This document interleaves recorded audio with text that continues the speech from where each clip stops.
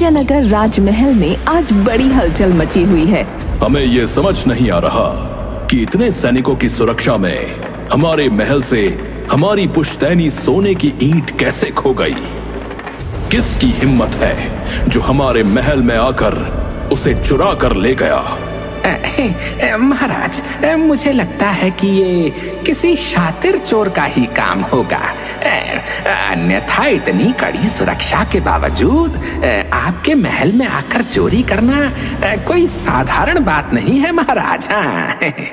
महल से एक अमूल्य सोने की ईंट गायब हो गई और लाख खोजबीन करने के बावजूद भी वो ईंट और उस चोर का पता न चला। तो राजा ने महामंत्री को बुलाकर आदेश दिया, मंत्री जी, पूरे देश में मुनादी करवा दी जाए कि जो कोई उस अमूल्य सोने की ईंट के बारे में सूचना देगा या चोर को ढूंढ निकालेगा, उसे 5000 सोने की मोहरें इनाम स्वरूप दी जाएंगी।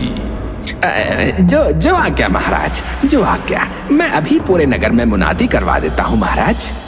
नगर नगर गांव-गांव में मुनादी करवा दी गई। सुनो सुनो सुनो, महाराज के खजाने से बहुमूल्य सोने की ईंट गायब हो गई है। जो कोई व्यक्ति उस ईंट को ढूंढेगा या उस चोर को पकड़वाएगा, उसे महाराज 5000 सोने की मोहरें इनाम में देंगे। ये राजा का आदेश है। सुनो सुनो सुनो। दूसरी तरफ नगर में रहने वाले धनीराम और मनीराम अपने पड़ोसी झपट्टा से बहुत ईर्ष्या करते थे। झपट्टा गरीब था, पर नेक दिल और अच्छे व्यवहार के कारण लोग उसकी बहुत इज्जत करते थे। बस यही बात उसके पड़ोसी धनीराम और मनीराम को बिल्कुल पसंद नहीं आती थी। जब ये मुनादी धनीराम और मनीराम ने सुनी, लो भाई मनीराम, अब इस झपट्टा से ही बदला लेने का मौका आ गया है। वो कैसे बड़े भैया? हम उस झपट्टा से बदला कैसे लेंगे? अरे क्या तुम्हें याद नहीं है? तुम्हें याद नहीं कि वो मक्कार चीजों को पहले से ही भांप जाता है? अब हम बनाएंगे उसे दिव्यदर्शी। उसे हर घटना का अपने आप ही पता चल जाता है ना। लेकिन भैया। अरे भाई, लेकिन को छोड़ो और इधर आओ, मैं तुम्हें सब समझाता हूँ। सुनो। धनीराम मनीराम के कानों में कुछ कहता है।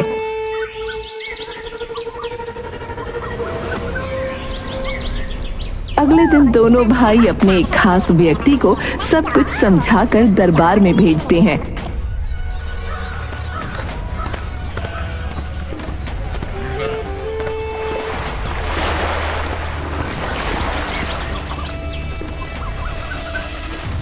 महाराज की जय हो। मैं आपको एक ऐसे व्यक्ति के बारे में बताने आया हूँ महाराज, जो आसानी से सोने की ईंट के बारे में बता सकता है और जो चोर को पकड़वा भी सकता है। कौन है वो व्यक्ति? जल्दी बताओ। वो मेरे परदादा की प्रिय ईंट थी। महाराज, वो व्यक्ति हमारे ही गांव का है और उसका नाम है झपट्टा। वो अपने आप को दिव्यदर्शी कहता है। मैंने उसे अपने दोस्तों से बात करते सुना है कि वो एक रात में ईंट के चोर को ढूंढ सकता है, पर वो आपको खुश नहीं देखना चाहता। यदि आप उसे फांसी पर चढ़ने की धमकी दें, तो वो कल सुबह तक सोने की ईंट आपके हाथों में रख सकता है महाराज। मंत्री जी, आप तुरंत झपट्टा को दरबार में प्रस्तुत करिए। जो आज्ञा महाराज।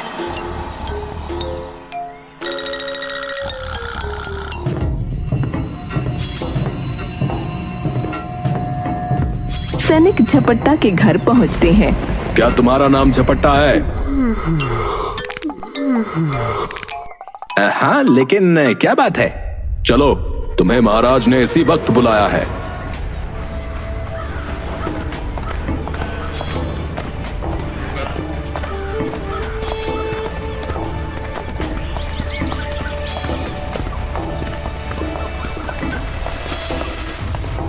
झपट्टा की समझ में कुछ नहीं आया। वो सैनिकों के साथ डरता डरता दरबार में हाजिर हो गया। महाराज की जय हो। महाराज, मुझ गरीब को आपने कैसे याद किया? क्या आपकी शान में कोई गुस्ताखी हो गई है? ऐसी कोई बात नहीं है। हमने सुना है कि तुम अपने आप को दिव्यदर्शी कहते हो, अतः हम खुद यकीन करना चाहते हैं कि जो कुछ हमने तुम्हारे विषय में सुना है वो सच है या नहीं। तुम हमारी चोरी हुई सोने की ईंट का पता लगाकर हमें बताओ, और साथ ही उस चोर के विषय में भी।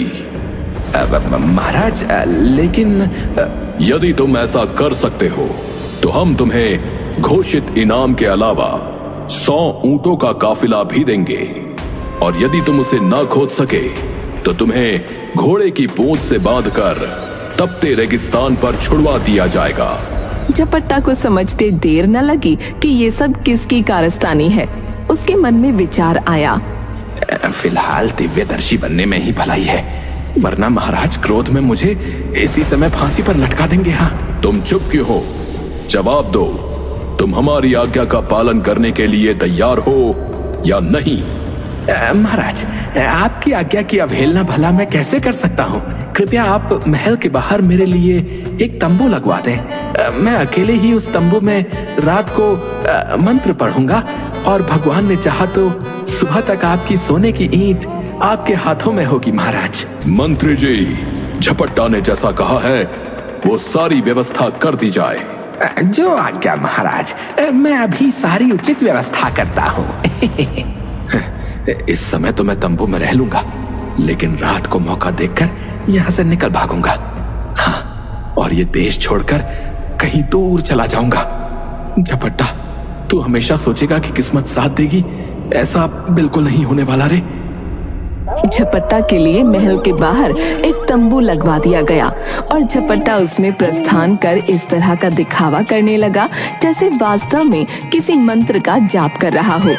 आधी रात के समय झपट्टा ने तंबू से बाहर झांक कर देखा और खुद से बोला, हाँ, बस झपट्टा, यही मौका है।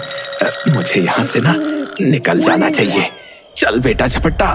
संयोग से उस समय ईंट चोर, जो कि महल का ही एक कर्मचारी था, कि क्या झपट्टा वास्तव में ही दिव्यदर्शी है? यदि है तो वो उसे पकड़ने के लिए क्या तैयारी कर रहा है? झपट्टा उससे टकरा गया। मैं तो मर गया रे। छोड़ दो, मैंने कुछ नहीं किया। माफी। तुम? चोर कर्मचारी ने समझा कि झपट्टा ने उसे पहचान लिया है। वो तुरंत उसके पैरों में गिर पड़ा। मुझ पर दया कीजिए हुजूर, मुझे छोड़ दीजिए। मैं सोने की ईंट आपको देने के लिए तैयार हूँ। अरे, ये तो अपने आप ही जाल में आ फंसा। अब मजा चखाता हूँ इसे।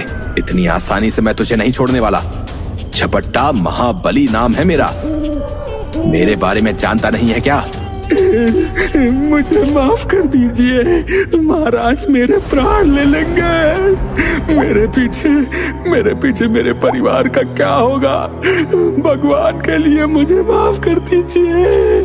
ठीक है, मैं तुम्हें छोड़ दूंगा, लेकिन पहले तुम ये बताओ कि वो सोने की ईंट कहाँ है?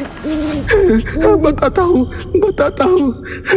यहाँ से पूर्व की ओर एक ऊंचा टीला है, उस पर एक बड़ा काला पत्थर रखा हुआ है। उस पत्थर के नीचे रखी है मैंने वो ईंट। ठीक है, मैं तुम्हें छोड़ रहा हूँ, लेकिन तुम्हारी भलाई इसी में है कि तुम जल्द से जल्द ये नगर छोड़कर चले जाओ। हाँ, आपका बहुत बहुत धन्यवाद, बहुत बहुत धन्यवाद। वो कर्मचारी वहां से भाग खड़ा हुआ।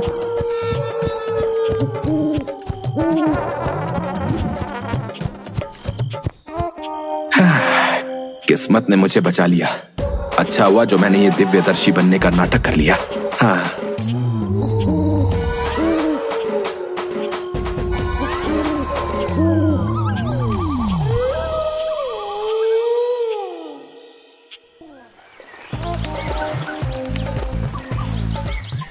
दूसरे दिन सुबह होते ही झपट्टा महाराज के पास पहुंचा। क्यों झपट्टा, क्या तुमने हमारी सोने की ईंट का पता लगा लिया? जी महाराज, ईश्वर की दया से सोने की ईंट का पता तो चल गया, लेकिन अफसोस चोर ये देश छोड़कर जा चुका है। अच्छा, सोने की ईंट कहाँ है? महाराज, आप मेरे साथ उस स्थान पर चलिए जहां चोर ने ईंट छुपा रखी है और अपने हाथों से स्वयं निकाल लीजिए महाराज। महाराज अपने अंगरक्षकों के साथ चल पड़े।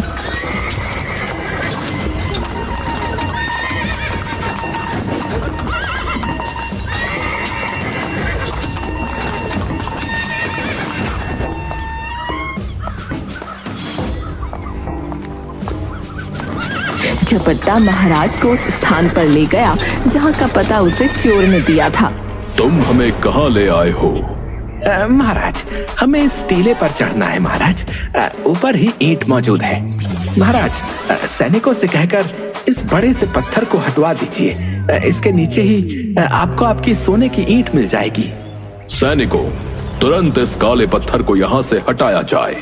सैनिकों ने जैसे ही उस बड़े भारी काले पत्थर को एक तरफ हटाया, वैसे ही झपट्टा ने कहा, महाराज, ये रही आपकी सोने की ईंट महाराज। झपट्टा, अब हमें विश्वास हो गया कि तुम सचमुच दिव्यदर्शी हो। हम तुमसे अति प्रसन्न हैं। महाराज, मैं तो एक मामूली सा सेवक हूँ।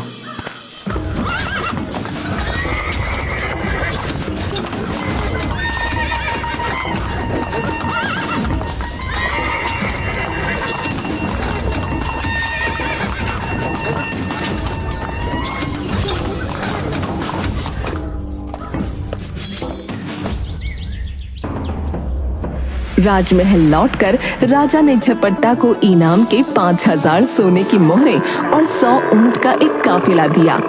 अब झपट्टा के दिन आनंद पूर्वक बीतने लगे।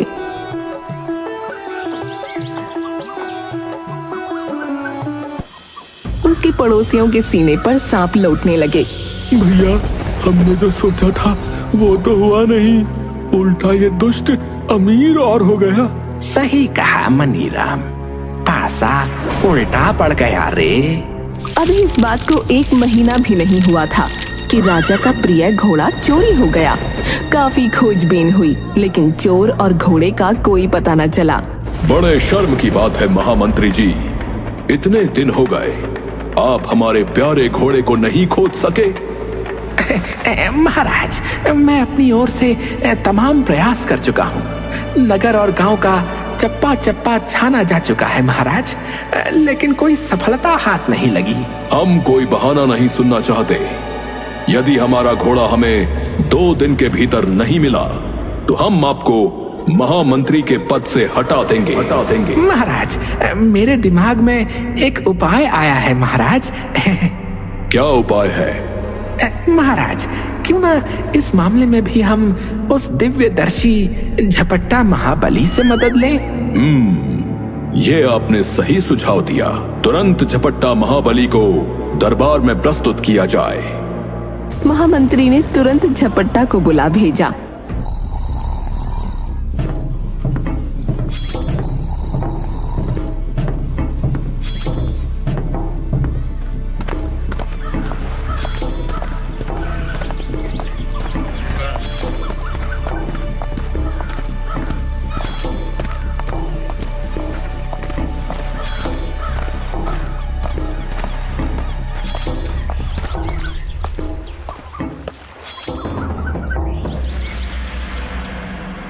महाराज की जय हो।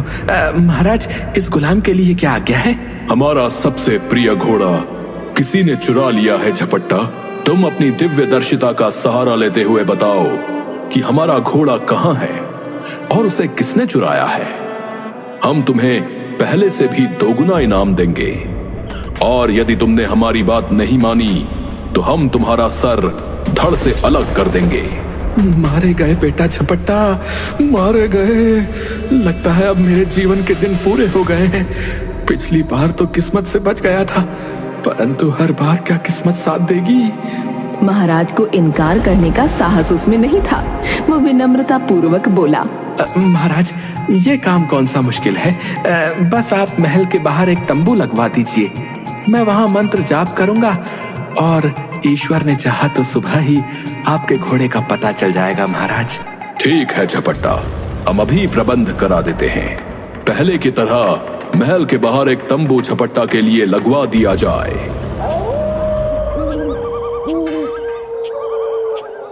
बेचारा झपट्टा तंबू के भीतर बैठकर मंत्र पढ़ने का नाटक कर रहा था और मन ही मन भगवान से अपने जीवन की भीख मांग रहा था।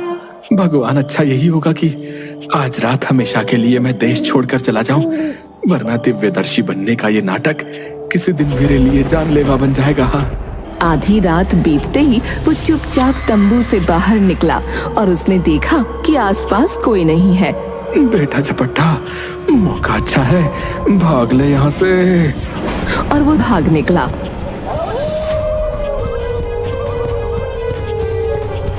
भागते भागते वो ऊंचे पहाड़ों के बीच स्थित एक घाटी में पहुंचा।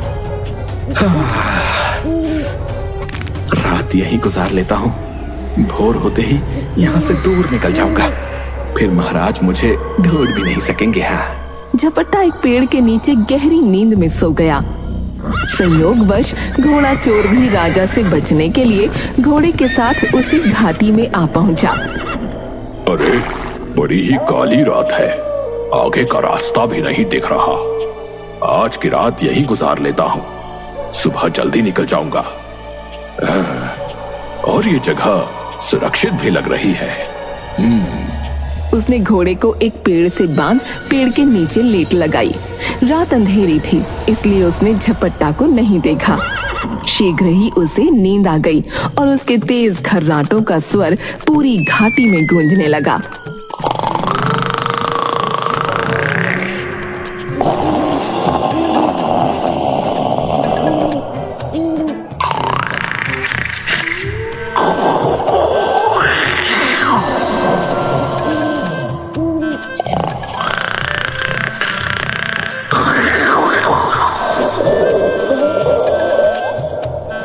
चोर के गहरी नींद में सोते ही उसके तेज खर्राटों की आवाज से झपट्टा की नींद खुल गई।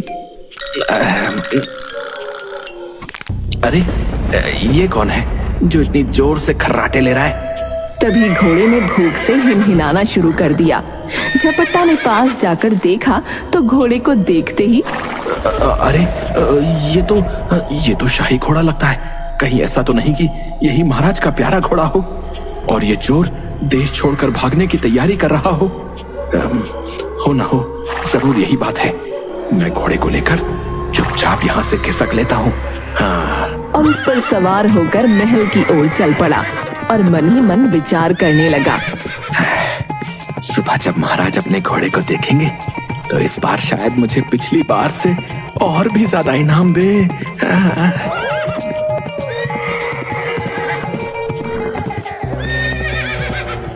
रात में ही झपट्टा महल के बाहर अपने तंबू के पास पहुंचा और उसने घोड़े को तंबू से बांध दिया और भीतर जाकर निश्चिंत होकर सो गया। क्योंकि रात काफी देर तक जागता रहा था, इसलिए सुबह उसकी आंख नहीं खुली और राजा ने उसे बुलवाने के लिए 2 सैनिकों को भेजा। ये तो महाराज का प्यारा घोड़ा है, इसे यहाँ किसने बांधा? हाँ, ये वही घोड़ा है जो अस्तबल से चोरी हुआ था। जरूर दिव्यदर्शी ने रातों रात इसे खोज लिया होगा। चलो चलकर महाराज को ये खुशखबरी सुनाएं। महाराज की जय हो। महाराज, आपके घोड़े को दिव्यदर्शी ने खोज निकाला है महाराज, और वो इस वक्त इस तंबू के बाहर बंधा हुआ है महाराज। क्या? चलो, हम अपनी आंखों से देखकर ही विश्वास करेंगे। चलो। तंबू के बाहर अपने चहेते घोड़े को देख राजा को अपनी आंखों पर विश्वास नहीं हुआ, लेकिन जब उन्होंने घोड़े को देखा तो जोर जोर से वो हिनहिनाने लगा, तो उन्हें विश्वास करना ही पड़ा। ये हमारा ही घोड़ा है, हमारा प्यारा घोड़ा। कुछ देर बाद दरबार में झपट्टा, सचमुच हम बहुत प्रसन्न हैं। हमने तुम्हें जो इनाम देने को कहा है, हम वो तो देंगे ही, साथ ही साथ हम भोजन करने का भी तुम्हें निमंत्रण देते हैं। आपका बहुत बहुत धन्यवाद महाराज।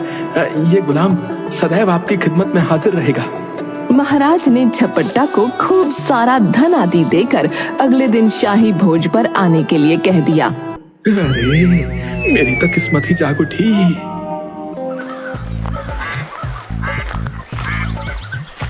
अगले दिन झपट्टा समय पर शाही भोज के आमंत्रण पर पहुंचा।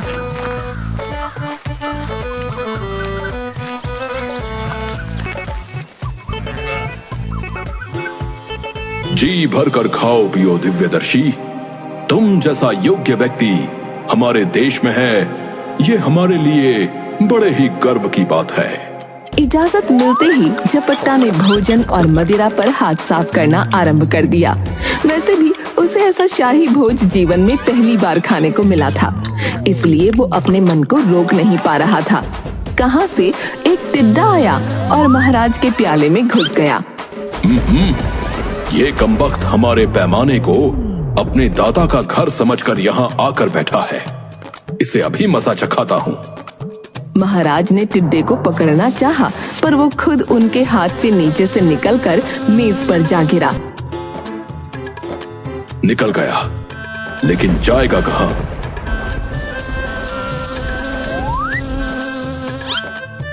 महाराज ने फिर टिड्डे को पकड़ना चाहा। ओहो, फिर निकल गया, लेकिन इस बार मेरे हाथ से नहीं बच पाएगा। इस बार महाराज ने फुर्ती दिखाई और टिड्डे को मुट्ठी में जकड़ लिया। अब आया पकड़ में, बड़ी देर से मुझे परेशान कर रखा था। तभी महाराज के मन में एक विचार आया। क्यों ना झपट्टा की दिव्य दृष्टि की फिर से एक बार परीक्षा ली जाए। दिव्यदर्शी, हम तुम्हारी अंतिम बार परीक्षा लेना चाहते हैं। जरा बताओ तो मेरी मुट्ठी में क्या है?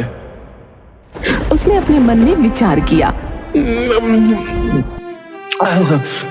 अरे बाप रे, अब तो मर गया रे।